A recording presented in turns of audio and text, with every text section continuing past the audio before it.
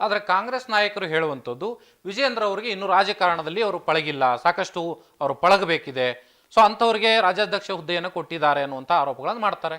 ಈಗ ಕಾಂಗ್ರೆಸ್ನಲ್ಲಿ ಎಷ್ಟು ವರ್ಷಗಳು ರಾಜಕಾರಣ ಮಾಡಿ ಕೆಲವರಿಗೆಲ್ಲ ಹೊಸಬರಿಗೆ ಮಂತ್ರಿಗಳನ್ನು ಮಾಡಿದಾರಲ್ಲ.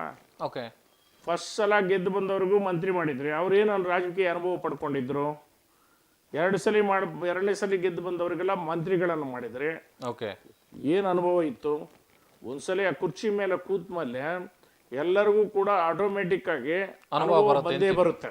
ಓಕೆ, ಈಗ ನೀವು ಇಲ್ಲಿ ನಮ್ಮನ್ನ ಪ್ರಶ್ನೆ ಮಾಡಕ್ಕೆ ನೀವು ನಿಂತಿದ್ರಿ, ಓಕೆ, ನಿಮ್ಮನ್ನೆಲ್ಲ ಕೂರಿಸಿದ್ರೇನೆ ನಿಮಗೂ ಬರೋದು ಏನು ಪ್ರಶ್ನೆ ಕೇಳಬೇಕು ಅಂತ. ಓಕೆ, ನಿಮ್ಮನ್ನ ಅಲ್ಲೇನೆ ನಿಲ್ಲಿಸ್ಬಿಟ್ಟು ನೀವು ಎಲ್ಲ ಮಾಡಿ ಅಂದ್ರೆ ಆಗೋದಿಲ್ಲ. ಆದರೆ ರಾಜಕಾರಣದಲ್ಲಿ ಇಡೀ ಪಕ್ಷವನ್ನ ಮುಂದೆ ಒಂದು ರೀತಿ ರಥದ ರೀತಿಯಲ್ಲಿ ತೆಗೆದುಕೊಂಡು ಹೋಗಬೇಕು ಅಂದಾಗ ಸ್ವಲ್ಪ ಅನುಭವಗಳು ಬೇಕಾಗುತ್ತಲ್ವಾ? ಯಡಿಯೂರಪ್ಪನವರು ಭಾರತೀಯ ಜನತಾ ಪಾರ್ಟಿ ಅಧ್ಯಕ್ಷರಿದ್ದಾಗ 45 ವಯಸ್ಸು ಅವರಿಗೆ. ಓಕೆ, ಎಲ್ಲರಿಗಿಂತಲೂ ಚಿಕ್ಕವರು. ಅವತ್ತು ಪಾರ್ಟಿ ಯೋಚನೆ ಮಾಡಿಲ್ವಾ? ಆವತ್ತು ಯಡಿಯೂರಪ್ಪನ ಮಾಡಿದ್ರಲ್ಲ. ಚಿಕ್ಕ ವಯಸ್ಸು ಹೆಂಗಾಗುತ್ತೆ?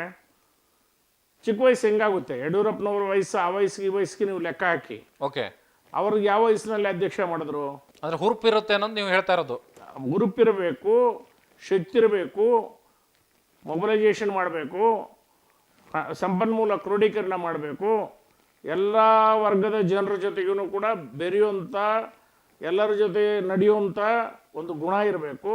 ಓಕೆ, ಕೆಲವರಿಗೆ ಇಷ್ಟ ಇಲ್ಲದೆ ಇರ್ಬೋದು, ಅವರ ಸ್ವಾರ್ಥಕ್ಕೋಸ್ಕರ ಮಾತಾಡ್ತಾರೆ. ಈಗ ನಾವು ಇಷ್ಟ ಇಲ್ಲ ಅನ್ನೋ ಕಾರಣಕ್ಕೆ ನಾನು ಒಂದು ಪ್ರಶ್ನೆ ಕೇಳ್ತೀನಿ. ಬಸನಗೌಡ ಪಾಟೀಲ್ ಯತ್ನಾಳ್ ಅವರು ಈ ವಕ್ಫ್ ವಿಚಾರದಲ್ಲಿ ಬಹಳ ದೊಡ್ಡದಾಗಿ ಹೋರಾಟ ಮಾಡಕ್ಕೆ ಶುರು ಮಾಡಿದ್ರು. ಎಲ್ಲ ಒಂದು ಕಡೆಗೆ ವಿಜೇಂದ್ರ ಅವರಿಗೆ ಅದು ಹಿನ್ನಡೆ ಆಯ್ತಾ? ಒಂದು ಪ್ರಶ್ನೆ. ಎರಡನೇದು, ಅವ್ರು ನೇರವಾಗಿ ಪದೇ ಪದೇ ಯಡಿಯೂರಪ್ಪನವರ ಹೆಸರನ್ನು ತೆಗೆದುಕೊಳ್ತಾರೆ, ವಿಜೇಂದ್ರ ಅವರ ಹೆಸರನ್ನು ತೆಗೆದುಕೊಳ್ತಾರೆ. ಯಾಕೆ ಹೀಗೆ ಅಂತ? ಆ ವಿಚಾರಕ್ಕೆ ಫುಲ್ ಸ್ಟಾಪ್ ಆಗಿದೆ. ಓಕೆ, ನೀವು ಕಾಮನು ಇಡಬೇಡಿ, ಡ್ಯಾಶು ಇಡಬೇಡಿ, ಅದು ಫುಲ್ ಸ್ಟಾಪ್ ಆಗಿದೆ. ಸೊ ಈಗ ಸಿ ಟಿ ರವಿ ಪ್ರಶ್ನೆ ನಾನು ಕೇಳಿದೆ. ಈ ಸಿ ಟಿ ರವಿ ಅವರು ನಡೆದುಕೊಂಡಂಥ ರೀತಿಗೆ ಇಡೀ ಬಿಜೆಪಿ ಪಾರ್ಟಿ ಅವ್ರ ಪರವಾಗಿ ನಿಲ್ಲುತ್ತೆ, ಅದು ಸ್ವತಃ ವಿಜೇಂದ್ರ ಅವರೇ ಅಲ್ಲಿಗೆ ಹೋಗ್ತಾರೆ. ಬಹುಶಃ ಯಡಿಯೂರಪ್ಪನವರು ಇದ್ದಿದ್ರೆ ಈ ತರದ ಬೆಳವಣಿಗೆಗಳು ಆಗ್ತಿರ್ಲಿಲ್ವಾ ಅಂತ. ಅದು ಅವರು ನಾನು ಆ ಪದ ಬಳಸಿಲ್ಲ ಅಂತ ಅವ್ರು ಹೇಳ್ತಾ ಇದ್ದರು, ನಾವು ನೋಡ್ತಾ ಇದ್ದೀವಿ. ಓಕೆ, ನಾವು ಇವತ್ತು ಕೂಡ ನೋಡ್ತಾ ಇದ್ದೀವಿ. ಅವರು ಹೇಳಿರುವಂಥದ್ದು ನಾನು ಆ ಪದ ಬಳಸಿಲ್ಲ ಅನ್ನೋ ಮಾತನ್ನು ಹೇಳ್ತಾ ಇದ್ದಾರೆ. ಅದು ತಿರುಚಿದ್ದಾರೆ. ಆಯಮ್ಮ ನನಗೆ ಕುಲಗೆಡುಕ ಅಂತ ಅಂದಮೇಲೆ ಅದು ಸಹಿಸಲಿಕ್ಕೆ ಸಾಧ್ಯ ಇಲ್ಲದಿರುವಂಥ ಸಂದರ್ಭದಲ್ಲಿ ಓಕೆ, ಅಪ್ಪಿತಪ್ಪಿ ಒಂದು ಮಾತು ಬಂದಿರಬಹುದು ಅನ್ನೋದು ಅವರ ಅಭಿಪ್ರಾಯ. ಆದರೂ ಕೂಡ ಇಂಥ ಪದ ನಾನು ಬಳಸಿಲ್ಲ ಅನ್ನೋದು ಅವರ ಹೇಳಿಕೆ.